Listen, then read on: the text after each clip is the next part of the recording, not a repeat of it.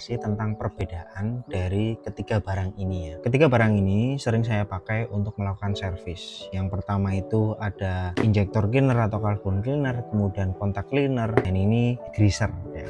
Nah, mungkin kalian biasanya kalau di bengkel itu yang sering kalian temui itu hanya carbon cleaner saja. Karena banyak sekali orang yang hanya memakai carbon cleaner, tapi carbon cleaner ini seolah jadi palu gada, alias dia digunakan untuk membersihkan semua. Jadi apapun itu nanti tembaknya pakai carbon cleaner. Di sini saya akan memberi perbedaan dan alasan dari video-video yang sudah kita post di sebelumnya kalau kalian ini scroll. Yang pertama, yang paling umum adalah carbon cleaner. Carbon cleaner ini hanya untuk membersihkan throttle body dan saluran intake ya. Dia hanya untuk suatu yang sifatnya berbahan metal. Jangan pernah melakukan ini atau menyemprotkan ini terhadap part yang berbahan plastik, karena kita tahu pada motor injeksi itu banyak sekali sensor yang berbahan plastik, contoh sensor TPS, IACV, sensor map, dan lain sebagainya. Sering terjadi ketika mereka melakukan servis pada bagian throttle body kemudian idle-nya meninggi,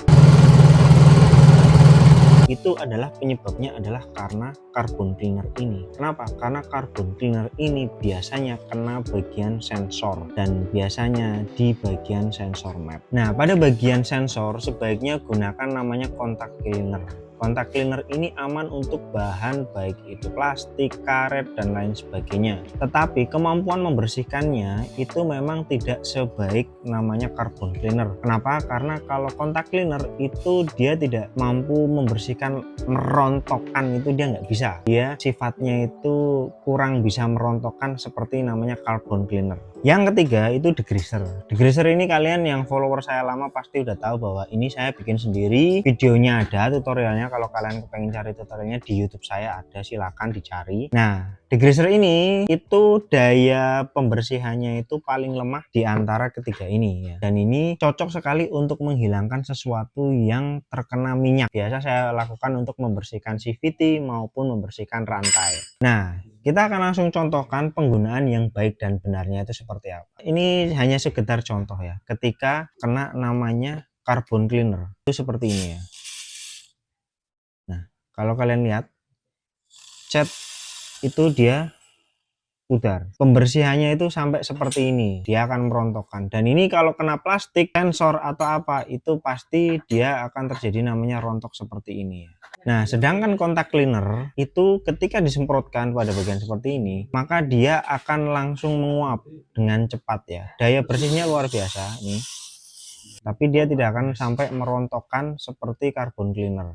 Ini yang terjadi ketika kena plastik, dia akan langsung mengering.